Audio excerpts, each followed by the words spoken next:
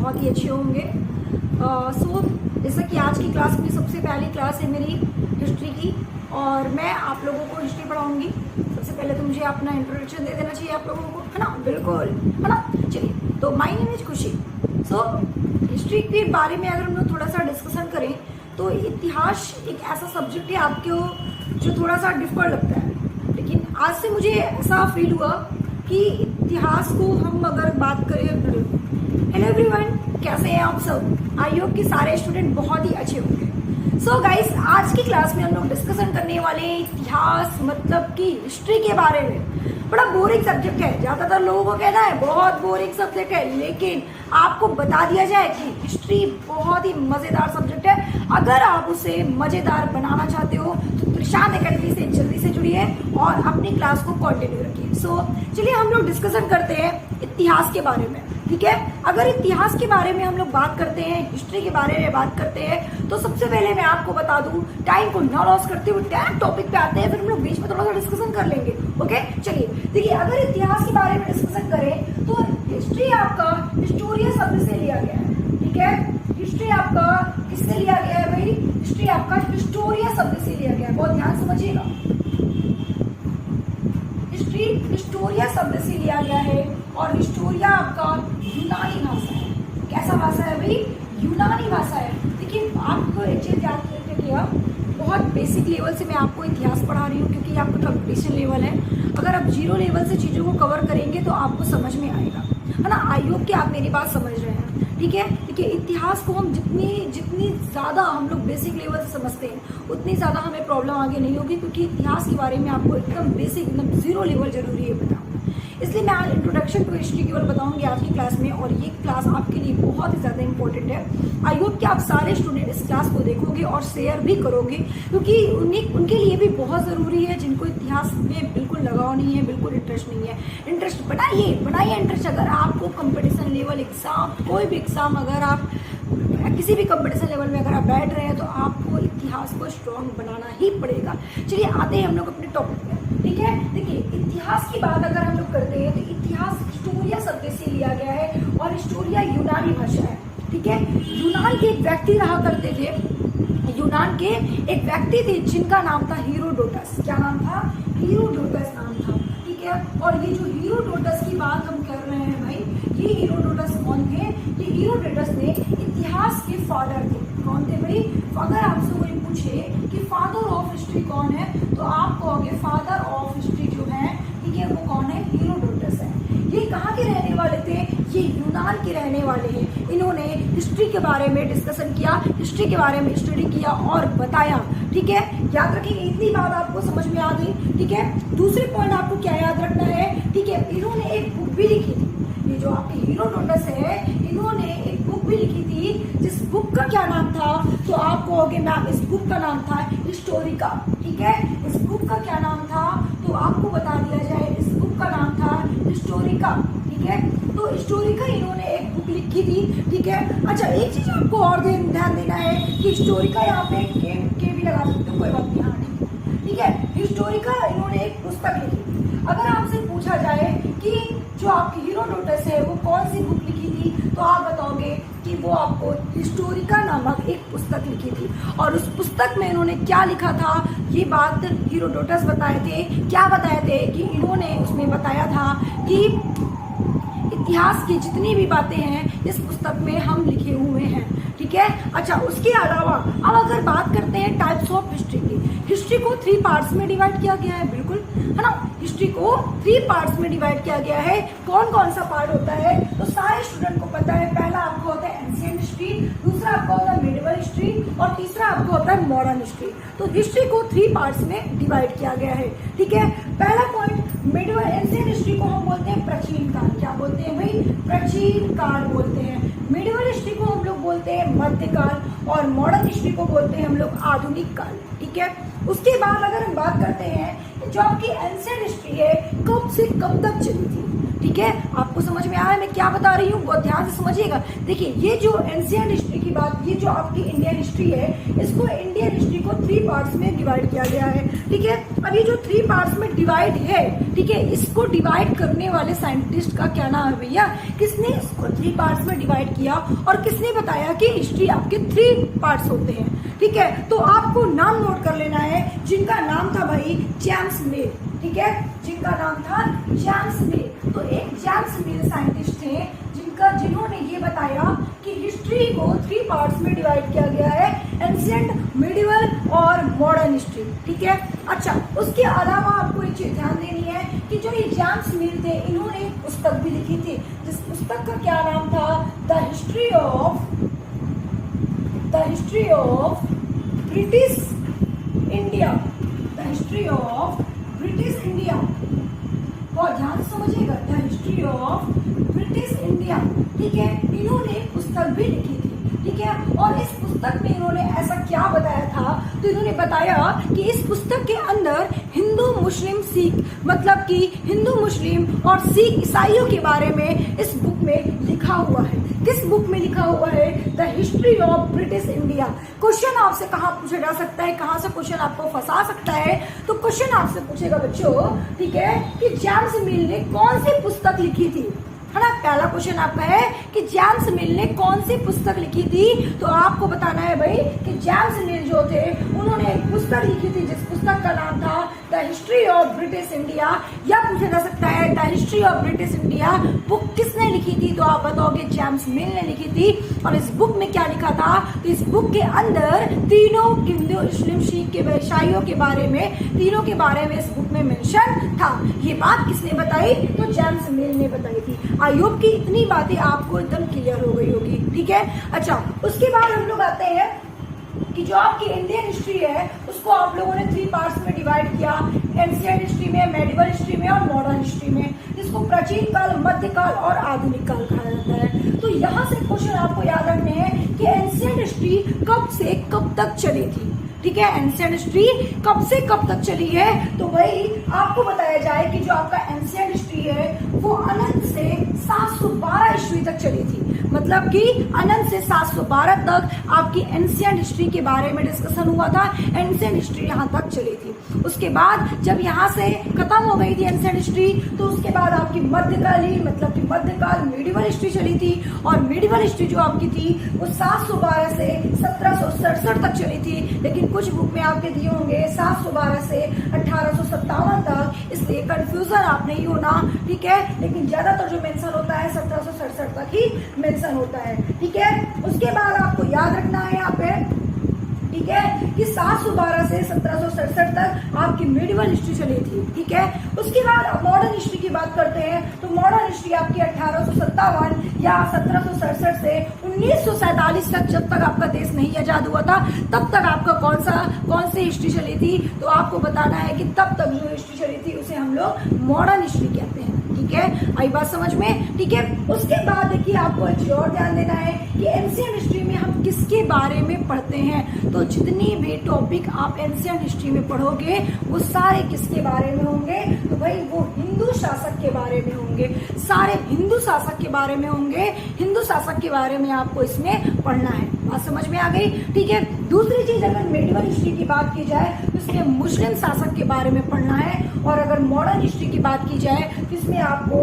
अंग्रेजी आंदोलन, गांधी क्रांति के बारे में पढ़ना है। जितने भी आंदोलन हुए इन सब को कहाँ पढ़ना है, आपको मॉडर्न हिस्ट्री में पढ़ना है। देखिए यहाँ पे एक चीज आपको ये ध्यान देना है कि जब हम लोगों को ये चीजें क्लियर होगी कि एंशिएंट में क्या पढ़ना है, मॉडर्न में क्या पढ़ना है ना, मिडिवल में क्या पढ़ना है, तो हमें पढ़ने में आसानी भी होगी और समझ में भी आएगा कि हम कौन सा पार्ट को उठाएं पहले और कौन से पार्ट को हम कंप्लीट करें।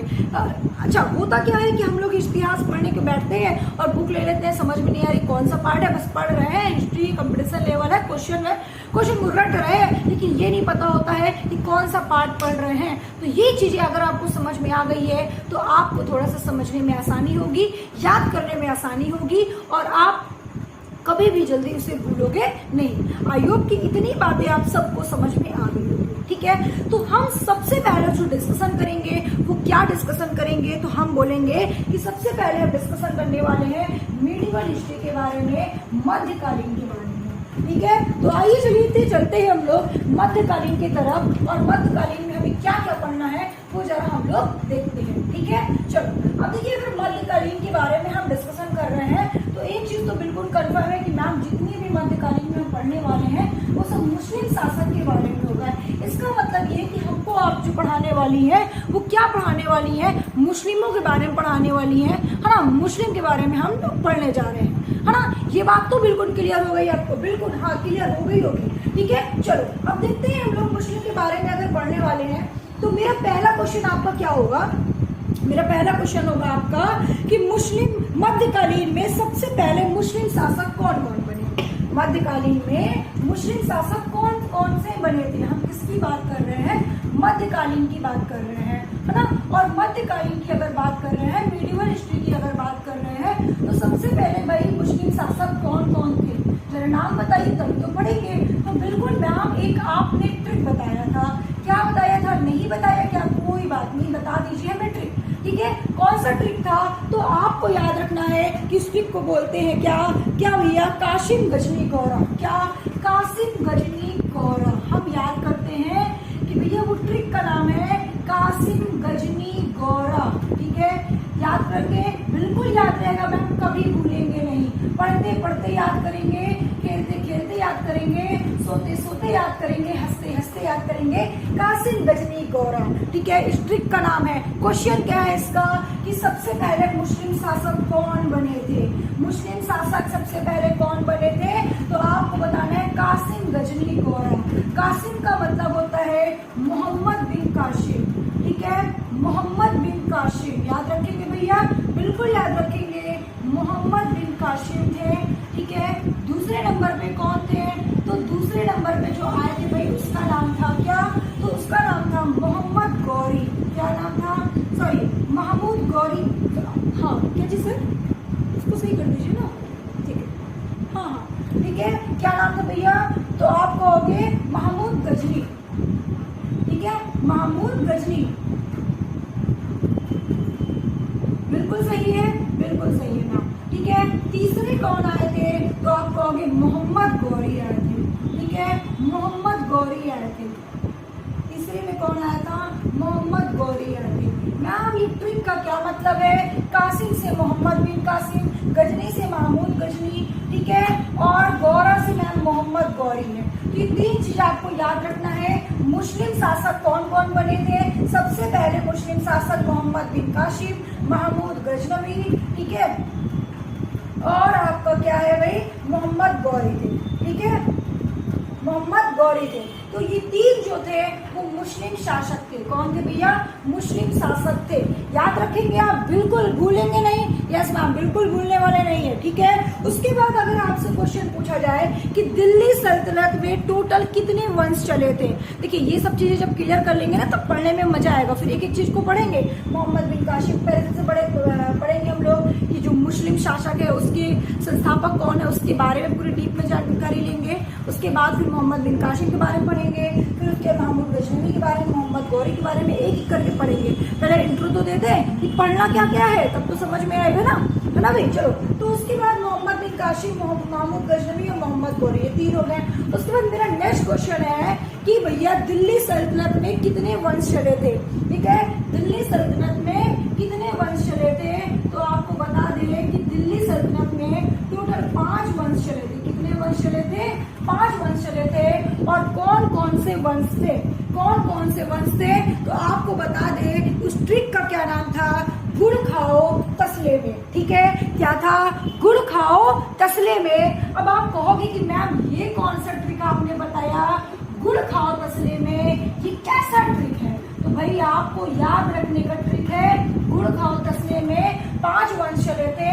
पहला कौन सा वंश था मैम, तो पहला वंश का नाम था गुलाम वंश। क्या नाम था भैया, गुलाम वंश नाम था।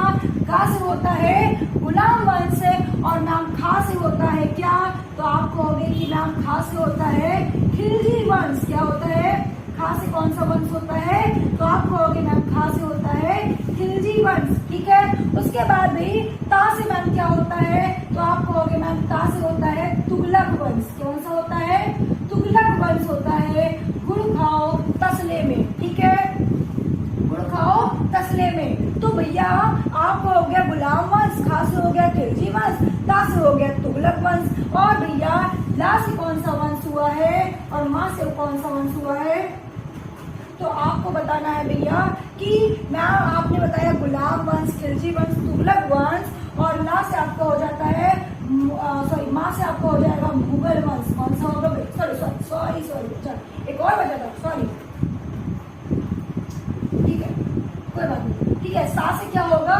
तो आपको अगर हम सा से होगा शैयद वंश। क्या होगा? सा से होगा शैयद वंश, ठीक है। बिल्कुल आपने सही बताया कि सा से नाम शैयद वंश होगा। ला से क्या होगा? तो ला से बताया जाए आपको लोधी वंश होगा। क्या होगा? लोधी वंश होगा। गुड़ खाओ तसले में, ता से तुगलक, सा से सैयद, ला से लोधी, ठीक है। गुड़ खाओ तसले में, ये आप याद रखेंगे। दिल्ली में 5 वंश चले थे, कौन कौन से चले थे? गुड़ खाओ तसले में। बात समझ में आ गई? गुड़ खाओ तसले में, ये ट्रिक याद रखिएगा, कभी आपको नहीं भूला जाएगा। उसके बाद अगर आपसे क्वेश्चन पूछा जाता है कि मुगल वंश के बादशाह कौन कौन थे, ठीक है, मुगल वंश के बादशाह कौन कौन थे, तो आपसे अगर ये क्वेश्चन आता है तो भैया आपको मैं बताऊंगी कि जो मुगल वंश था उसके बादशाह, ठीक है, उसके बादशाह कौन कौन थे। तो एक ट्रिक और आपको याद रख लेना है। क्या याद रखना है? बहू आजा शाम हो आई, ठीक है। क्या याद रखना है? बहू आजा शाम हो आयु, शाम हो आयु। मैंने क्या बताया? बहुत ध्यान से समझिएगा। मैंने बताया बहू आजा शाम हो आयु, ठीक है। तो बा से क्या होता है भाई? तो आप कहोगे मैम ये तो बहुत पहले पढ़े थे, बा से बाबर। हा से क्या होता है? तो आप कहोगे मैम ये भी बहुत पहले पढ़े थे, बा से हुमायूं, है ना, सब पढ़े हो। हाँ बड़ी बिल्कुल सब पढ़े हो, ठीक है। फिर कहोगे मैम आ से क्या होता है? तो आ से बताओगे क्या हो गया भैया? अकबर, ठीक है। आ से बताओगे अकबर। जा से क्या होता है? तो आप कहोगे मैम जा से होता है जहांगीर, ठीक है। सा से क्या होता है? तो आप कहोगे मैम सा से होता है शाहजहां। क्या होता है भैया? शाहजहां होता है, ठीक है। और क्या बचा है भैया? जल्दी से आप लोग कमेंट करके बताइए। हमने आपको बता दिया बाबर, हुमायूं, अकबर, जहांगीर, ठीक है, मैंने बता दिया आपको, ठीक है। आ से बता दिया अकबर, जा से बता दिया जहांगीर, और आपका एक बचा है। क्या बचा है? तो आपका सा बचा है। क्या बचा है भैया? सा बचा है। और आपको कमेंट करके बताना है कि सा से कौन से बादशाह होंगे। अगर आपने हिस्ट्री का थोड़ा सा भी पढ़ा है तो आप मुझे कमेंट करके बताइएगा, वरना कल तो हम आपको बताएंगे ही, है ना, वरना कल तो हम हैं ही। मैं आपके लिए छोड़ दी हूँ ट्रिक, आपको मैंने बता दिया है। बहू आजा शाम हो आयु, कौन कौन होंगे भैया? 4 तो मैंने बता दिया, बाबर, हुमायूं, अकबर, जहांगीर। अब सा वाला आप बता दो, ठीक है। शाहजहां होगा क्या?